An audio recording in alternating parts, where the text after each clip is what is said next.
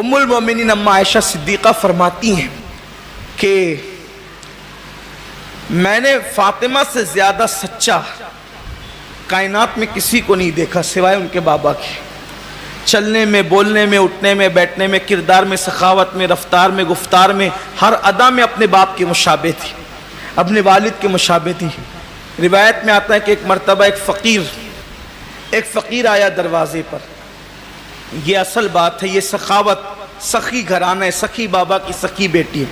انشاءاللہ ان کا ذکر کر رہے ہیں، ان کے ذکر کی برکت سے ہماری بگڑیاں بنے گی انشاءاللہ. تو سائل آیا اور آنے کے بعد کہا اے اللہ کے رسول میں بھوکا ہوں، مجھے کھانا کھلائیے. اے اللہ کے رسول میں بھوکا ہوں، مجھے کھانا کھلائیے، مجھے بھیک عطا کیجیے. سرکار اٹھے اور پورے گھر میں اللہ کے رسول علیہ السلام نے نظر دوڑائی تو 1 مہینہ تھا، ہو گیا تھا، حضور کا چولہا نہیں جلا تھا 1 مہینے سے. اللہ کے رسول صلی اللہ علیہ وسلم کے گھر کا 1 مہینے سے چولہا بھی نہیں جلا تھا. سرکار نے چولہا تو ٹھنڈا ہی پڑا تھا اور گھر میں بھی کچھ نہیں تھا.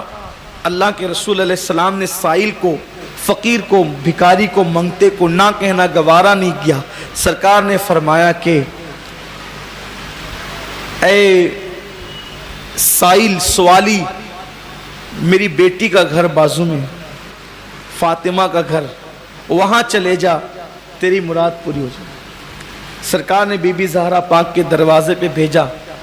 سائل وہاں گیا، کہا یا اہل بیت رسول اللہ، اللہ کے رسول کی اہل بیت، نبی کے گھر والوں، میں بھوکا ہوں، مجھے کھانا کھلاؤ. وہاں 3 دن ہوئے تھے، گھر میں چولہا نہیں جلا تھا.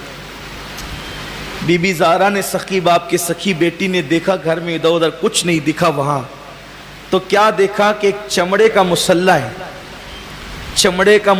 ہے اور اس مسلح پر دونوں بیٹے امام حسن اور امام حسین سوئے ہوئے، یعنی بچوں کے لیے بستر بھی نہیں ہے، اسی پر نماز پڑھی جاتی ہے، اسی چمڑے کے مسلح پہ نماز پڑھی جاتی ہے.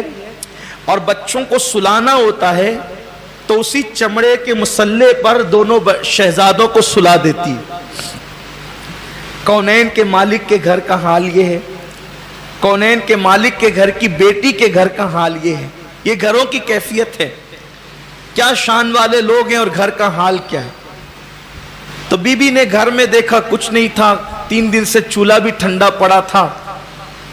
دیکھ رہی ہے کہ مسلح ہے چمڑے کا اور دونوں شہزادے اس پہ سوئے ہوئے ہیں، اس کے سوا گھر میں کچھ نظر نہیں آتا. تو کیا کیا، ایک شہزادے کو اٹھایا اور زمین پہ لٹا دیا، اور دوسرے کو اٹھایا زمین پہ لٹا دیا، اور شہزادوں کو زمین پہ سلا کر وہ مسلح چمڑے کا اٹھایا اور اس کو لپیٹ کر روشن دان سے چمڑے کا مسلح باہر کر کے کہا اے سائل، ہم تم سے معافی طلب کرتے ہیں، معذرت طلب کرتے ہیں، گھر میں اس وقت اس کے سوا کچھ نہیں ہے، ورنہ اس سے زیادہ عطا کرتے.